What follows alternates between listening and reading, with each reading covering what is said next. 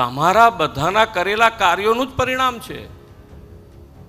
પણ આપણે કહીએ ને કે ગમે તે એક જણ કે બે જણાનું આવે કંઈક એવું એટલે તમારા આખા ડિપાર્ટમેન્ટનું ધોવાઈ જાય, બધાનું ધોવાઈ જાય. એમ તમારું ને અમારું બધાયનું. એટલે એને સેનામાં કઈ રીતે રોકી શકાય?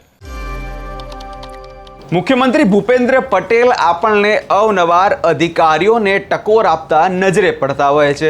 મુખ્યમંત્રી પણ હવે આ વખતે કલેક્ટરોને ટકોર કરી દીધી છે અને કલેક્ટરને શું ટકોર કરી છે તેની વાત કરશું આ વિડીયોમાં. નમસ્કાર, હું છું પ્રથમ મોદી, આપ જોઈ રહ્યા છો નિર્ભય ન્યૂઝ.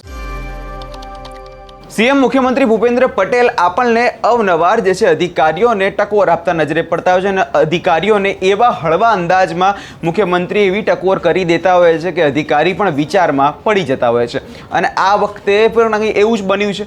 મુખ્યમંત્રી કાર્યક્રમમાં ગયા હતા અને કાર્યક્રમમાં હવે આઈએએસ અધિકારી અને કલેક્ટરોને હવે ટકોર કરી દેવામાં આવી છે અને ટકોર કર્યા પછી કલેક્ટરો પણ હવે ચિંતામાં પડી ગયા છે. જો વિગતે વાત કરવામાં આવે તો એક કાર્યક્રમ હાજર હતો ને તેમાં સીએમ મુખ્યમંત્રી ભૂપેન્દ્ર પટેલે અધિકારીઓને ટકોર કરતા જણાવ્યું કે ક્યારેય તમારું અને અમારું કરેલું કામ નાની ભૂલ કે બેદરકારીમાં ધોવાઈ જતું હોય છે. તેમણે વહીવટમાં પારદર્શિતા લાવવા અને લોકોના પ્રશ્નોને પ્રાથમિકતા આપવા માટે પણ હવે ભાર મૂકવામાં આવ્યો છે. એટલે કે જો વધુમાં વાત કરીએ તો જે આખો અધિકારીઓનું રાજ હોય છે અને અધિકારીઓ જે સરકારી બાબુઓ પોતાની મનમાની ચલાવતા હોય છે અને લોકોને કશું ગણતા નથી હોતા અને એના જ લઈ હવે મુખ્યમંત્રી દ્વારા આ મામલામાં ટકોર કરી દેવામાં આવી છે. સૌ પહેલાં સાંભળી લઈએ કે સીએમ મુખ્યમંત્રી ભૂપેન્દ્ર પટેલે શું કહ્યું છે. પણ કલેક્ટર છે એટલે કલેક્ટરની તાકાત એટલી બધી છે. મને ખબર છે ત્યાં સુધી કોઈ પણ પોસ્ટ કરતાં કલેક્ટરની પોસ્ટમાં જબરી તાકાત, મજબૂતાઈ બહુ હોય છે. હવે તમે કેટલી વાપરો છો ને કેટલી નથી વાપરતા એ તમારા ઉપર છે. કલેક્ટરની તાકાત તમે કેટલી વાપરો છો ને નથી વાપરતા એ તમારા ઉપર છે.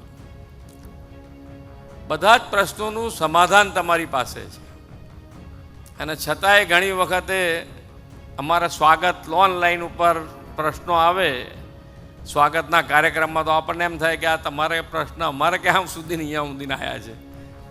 પછી એ દિવસે તમે તૈયાર કરી નાખો પાછા કે ભાઈ આપણે હવે આજે તો કરી જ નાખવું પડશે. હવે જે થયું હોય એ થયું. અત્યાર સુધી કોણે કર્યું કોણે ના કર્યું. એટલે આ બધી વસ્તુ જે છે, હું કહેવા શું માગું છું કે આ બધી ચિંતનનો વિષય છે કે ભાઈ તમે થોડુંક વિચારો. હું કાયમ સ્વાગતમાં કહું છું કે આ તમે સ્વાગતમાં કરી નાખો છો તો એ પહેલાં કરી નાખો તો કેટલો આનંદ થાય. તમારે જ કરવાનું છે, તમારા સહીથી થવાનું છે, તો પછી શેના માટે આપણે રાહ જોઈએ?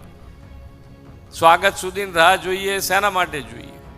એટલે આવા પ્રશ્નો તમે કોઈક દિવસ ચિંતન માન્ય વડાપ્રધાનશ્રીએ જે શરૂ કરાયું છે તો એટલી જ વાત છે કે તમે જે કાર્ય કરો છો એને તમે 15 દાડે દિવસે રોજ જુઓ સાંજે તો અતિ ઉત્તમ. ના જોઈ શકો 15 દાડે નહીં તો મહિને તો જુઓ કે તમે આખા મહિનામાં શું કર્યું, કેવી રીતે કર્યું, કોને જવાબ આપ્યો, કેવો જવાબ આપ્યો. ચિંતનથી આ બધા એટલે જીવનમાં દરેકે દરેક જણની વાત છે. એમાં તમારી વાત છે કે એકલા મહેસૂલ વિભાગને જ આ ચિંતન કરવાનું છે એવું નથી. અહીંયા અમે ઉપર બેઠેલા હોય કે નીચે બેઠેલા હોય, તમામે ચિંતન જો શરૂ થાય તો મને લાગે છે જે પ્રોબ્લેમ છે ને એના 99.99% પ્રોબ્લેમનું સોલ્યુશન આવી જાય. કેટલી તાકાતવાળું છે માન્ય વડાપ્રધાનશ્રીએ. એના માટે જ એમનું પણ તમે જુઓ તો ખરા ક્યાં આંગાડી કેવી વ્યવસ્થા. ગુજરાતથી શરૂ કરો, તમે ગુજરાતથી શરૂ કરો.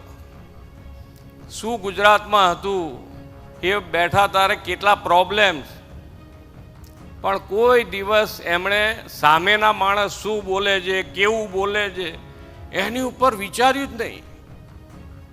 એમને શું કરવું છે, કેવી રીતે નાગરિકોના સુખાકારી માટે જેટલું બને એટલું વધારે કેવી રીતે કરી શકાય એનો વિચાર કરીને કામ કર્યા જ કર્યું. અને એના કારણે આજે દેશ આખી દુનિયામાં આપણા દેશનું ગૌરવ વધ્યું. આખા દેશનું ગૌરવ. કેટલી મોટી ઉપલબ્ધિ. અને દરેક વસ્તુમાં શું છે કે આપણને બધાને તમે હોય કે હું હોઉં એવું નથી કે ભાઈ હું અહીંયાથી બોલું છું તો મારામાં કોઈ કામ ખમી નહીં હોય. હશે મારામાં હશે, હું ધીમે ધીમે દૂર કરતો જ.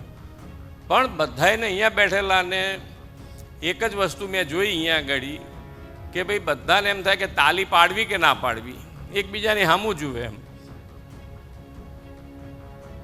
એક અહીંયા દાદામાં એક સરસ વાત એવી છે કે દાદા કહે કે આ દુનિયા છે ને એ વાવ જેવી છે, વાવ જેવી. એટલે તમે જે શબ્દ બોલશો એ 2 વખત રિપીટ થઈને પાછો આવશે. એટલે હવે તમારે શું બોલવું એ તમારે નક્કી કરવાનું.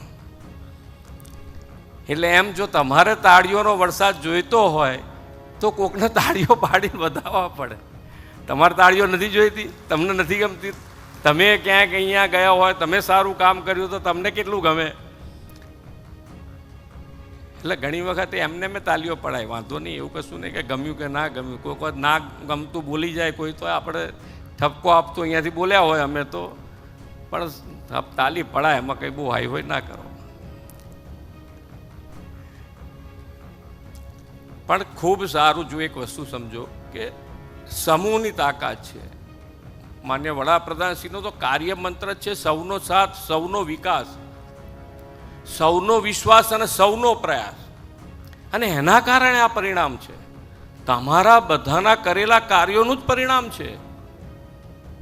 પણ આપણે કહીએ ને કે ગમે તે 1 જણ કે 2 જણાનું આવે કંઈક એવું એટલે તમારા આખા ડિપાર્ટમેન્ટનું ધોવાઈ જાય, બધાનું ધોવાઈ જાય. એમ તમારું ને અમારું બધાયનું.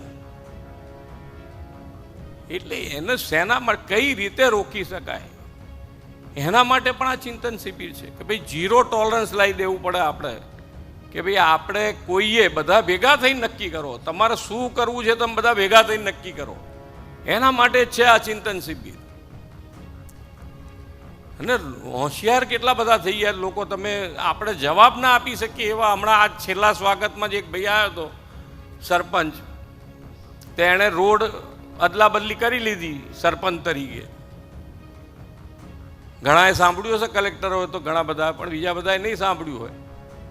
અદલા બદલી એ કરી લીધી. એમણે જે કહેવાય ને કે પંચાયતનું જે કામ છે એ પણ કરી નાખ્યું. ઓન પેપર બી જે કરવાનું તો કરી દીધું. હવે તો કે ના ચાલે. કલેક્ટર શું કે ના ચાલે, આ તો એ પંચાયતનું આ જે કામ છે કાર્ય એ નિયમ વિરુદ્ધનું છે. તો પેલો સરપંચ શું કે ખબર છે, એ તો કે 30 દિવસમાં કહી દેવું પડે કે આ તમે જે કર્યું છે ખોટું છે તો સાચી વાત. એનો શું જવાબ આપવાનો કહો તો બધા ભેગા થઈ.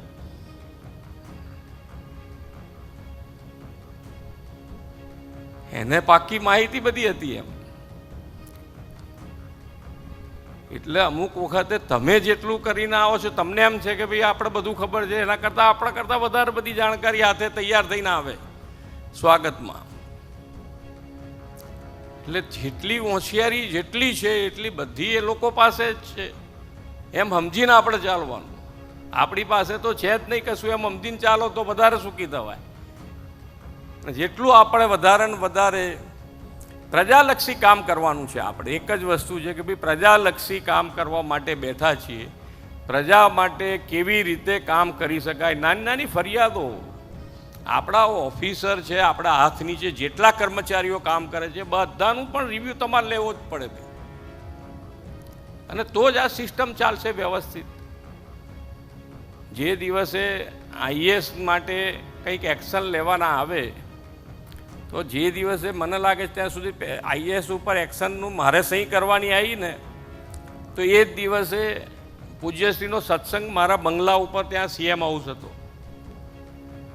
તો કદાચ જેના ઉપર એક્શન થયા હશે એ દુઃખી નહીં હોય, એના કરતાં વધારે હું દુઃખી હતો. મેં એમને પ્રશ્ન કર્યો કે મેં કહું આવું અમારે કરવું પડે શું થાય, તો બહુ તકલીફ પડે છે અમને એમ.